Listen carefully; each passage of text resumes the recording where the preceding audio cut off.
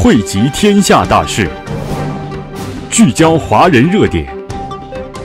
西雅图中文电台网络电视。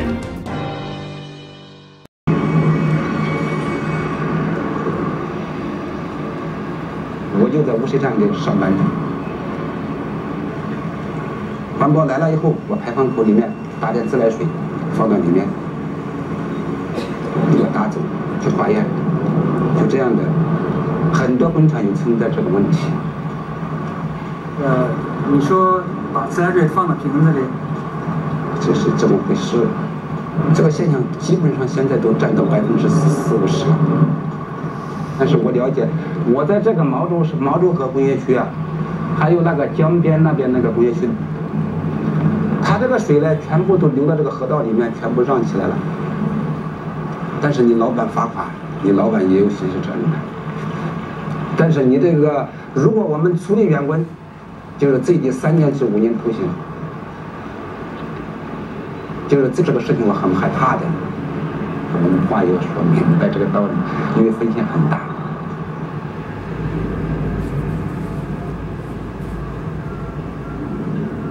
Do you feel that Shenzhen changed a bit? Shenzhen is constantly changing. A lot of industrial parks here and there. Spend a lot of time traveling to get around Shenzhen.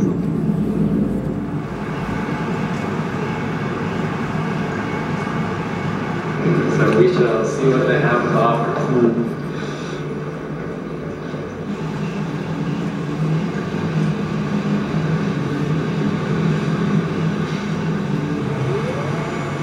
This is definitely the most professional of the factories visited.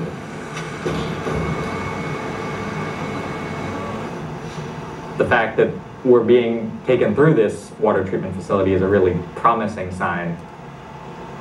You start out with incredibly yucky water, and it goes through a progressive series of filters and other processes, and eventually you end up with hopefully acceptably clean water. The coolest thing, when the water is come through the treatment facility, some of the water comes out and dumps into this fountain. And they have fish in here, and the factory owner said, well, they know the water treatment's working okay as long as the fish are still alive. A little unfortunate for the fish, because if something breaks, maybe the fish die. So the factory general manager... First question would be, did you face a lot of problems in the release of the film or in the production, considering it surrounds a very controversial topic that involves a lot of powerful government agents or corporations? Sure, yeah, actually, well, filming in China is always really difficult. So most of that was done pretty much unofficially. But actually, I was really surprised at that it was as difficult as it was in the US.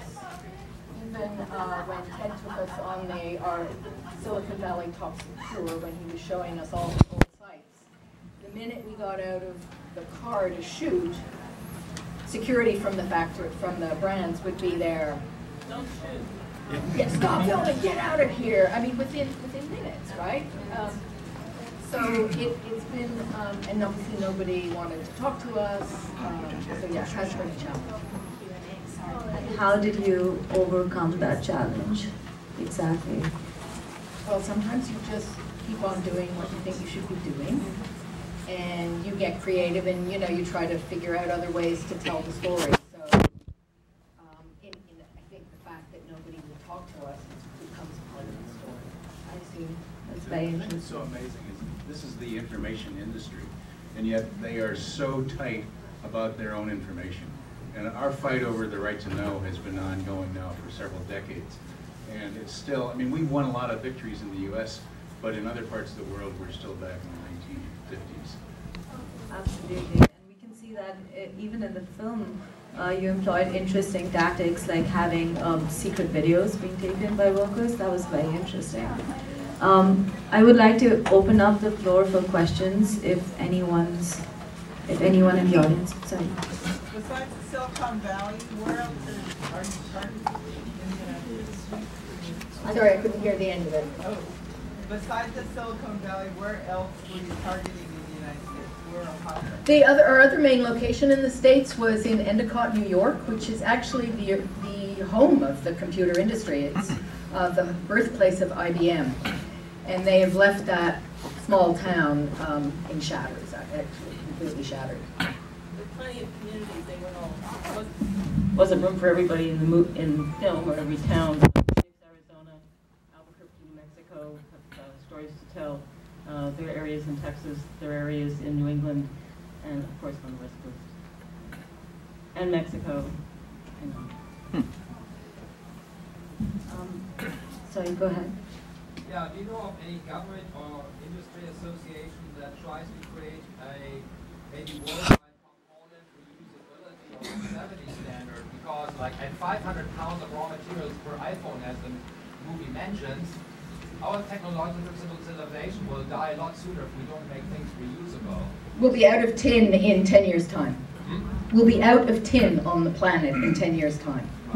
So it's very finite. Obviously by any government right now to enforce an industry standard on reusable components? Our experience is that governments are not very useful in all this, unfortunately. What is useful is coalitions of people getting together. We organized a meeting a little over a year ago in Silicon Valley and brought in people from all around the world. And we developed what we call the Challenge the Electronics Industry. And it's a point-by-point kind of manifesto on what we think is necessary for sustainable production, use, and disposal. There's also some standards that have been developed. In fact, right up here is Jim Puckett from the Basel Action Network, who has developed a standard for e-waste. And as the movie showed, e-waste is being exported now all around the world and causing terrible harm. If people would abide by the standards that Basel Action Network has developed, that would go a long way. But in terms of government rules, I just don't think we're going to see very much, given that the U.S. government right now is pretty useless in terms of a lot of these issues.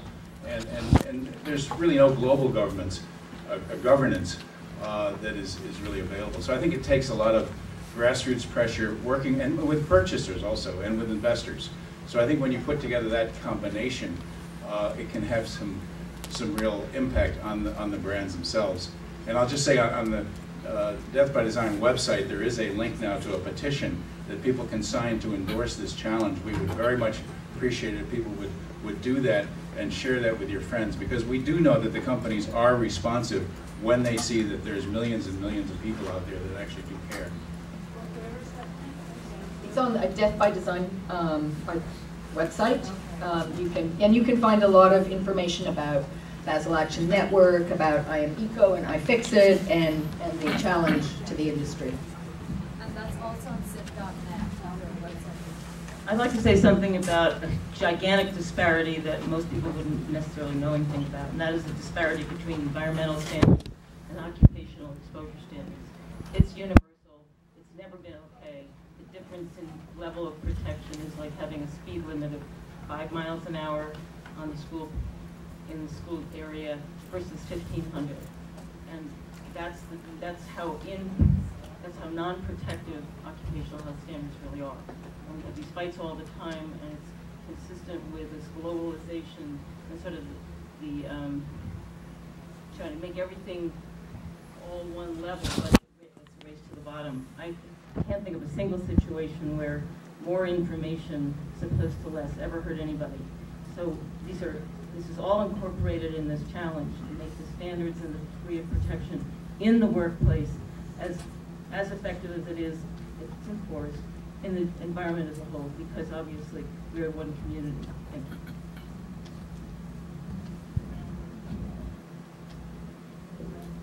Oh, yeah.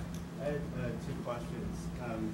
So I first heard about Foxtrot on the sort of controversial piece on This American Life. That was about 3 to 4 years ago. Is there a reason that you could speak to why you think the media is not talking about this? And also with trade agreements like the TPP, how can we as community members feel empowered and not cynical about what we face and trying to get this type of thing on the elevated and try to fix it? I can't really address the trade thing, but I can address the first part of your question.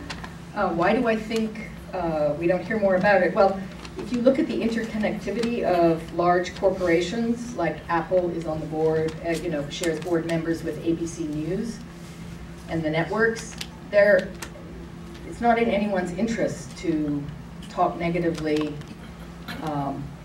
about this. But I think there's also, from the beginning, been this sort of narrative of heroic invention and inventors, Steve Jobs being the most iconic of all, where we've just been so fascinated with the creativity and the inventiveness, and we love our devices. I love my iPhone 6. I'm completely locked into an Apple world, but nobody's actually taken the time to look at how these things are made and what the impact of our devices is, because we've all been so seduced by the beauty and the wonderfulness of our devices. And so I think it's time to, sort of strip back a little bit. It's been a wonderful PR campaign for decades in Silicon Valley about how wonderful everything is. And it is in many ways. I'm not a Luddite at all. But as I was trying to show in the film, there are real human costs and real environmental costs. I could just add, now that you've seen the film, the next time you hear a statement from any of the brands about how green they are, notice what they point out. At our corporate headquarters, we use low-energy light bulbs. Our corporate headquarters are perfectly green. We are the greenest corporate headquarters globally. Yeah. And they very well are. So they really are masters at controlling the narrative. And they very quickly are able to get media distracted and to deflect attention from what's going on. Every year, Apple publishes, and other companies, a social responsibility, a corporate responsibility report. And they say every year, we maintain these standards. These are the standards. These are the standards they give their suppliers. But they don't mention that they don't hold them to the standards. And if you look at the report year after year after year, it's the same percentage of child labor abuses, the same percentage of air pollution, the same percentage of water pollution. The problems go on, and the level of compliance doesn't change. So what does that tell you? I just wanted to add that since the 1970s and 1980s, we have put a huge amount of effort into trying to break through the PR of what the industry used to call themselves the clean industry. And so we really thought it was important to break through that. But it's difficult because they are so powerful, and everybody does think that this is the economic engine. It's the golden goose, literally. And so trying to break through that is not an easy thing. That's why I'm so happy that Sue and her team has made this movie. This is the first full-length documentary that I'm aware of that has ever been made showing the whole story of what happened starting in Silicon Valley and now is going on around the rest of the world. And I think that the more people that see this and the more people you can encourage to see it, the more we can help break through that. Because right now, countries are still bidding against each other to see who can woo the next generation of factories. And they're actually giving away huge amounts of corporate welfare in order to do that, because they don't understand that these are some of the consequences. So I do think that the more people are aware of this and the more that people can sign that petition and take action, the better chance we have at least of trying to make it better. Last night, because I knew we were going to be asked about this. And they've just gone into a partnership this year. It's funded by the European Union, and they're working with iFixit, the two guys who are helping us repair our devices, with Fairphone, which some of you may have heard of, which is this new model of a phone made of replaceable components it's still sort of in development, just sort of squeaking into limited market. And so, slowly people are coming together, and they've got money now to really maybe get more IM-Eco products. They're developing a new touchscreen laptop. So we have a mouse. We have a mouse. We have an IM-Eco wooden mouse in the office, which works very well and is very beautiful. And in terms of, I agree with you, this is a depressing story. And I think one of the really hard things is to tell the story honestly and not leave people feeling completely helpless. But what I also like about the movie is that it does show you people like Maju and people like, there are several other people in the movie who are actually on the front lines doing things. I've never seen such activism and energy as the young activists in Asia and the young activists in Latin America. It's kind of the way things were in Silicon Valley going back several decades, and now it really is popping up. So I actually have some hope and some faith that that kind of energy is going to make a difference there. And if you look at Luke and Kyle from iFixit, they're really empowering people through the simplest old school of items. A teeny tiny screwdriver that costs a couple dollars to take back control of your device and say, you know what, I bought it, it's mine. If I want to replace the battery, you're going to teach me how. If I want to use this thing longer, you're going to show me how to do it. Because that's one of the easiest things that everyone can do is use their devices longer and give them to someone else when they're done who might like. A lot of people still like iPhone 5s, even if you've got an iPhone 6. So there is absolutely so much on an individual level you can do with your own consumer choices. We should also try to remember that we actually do have memories ourselves. And even if we're not now working on an hourly basis for whatever comes our way, we must know somebody who has. And those relationships are powerful, and it's part of a community. This is an illustration of how disparities in wealth, capacity, and power continue to wreak havoc. And I believe if we work together, we can reverse it. And if we don't, we're not going to be making movies about anything.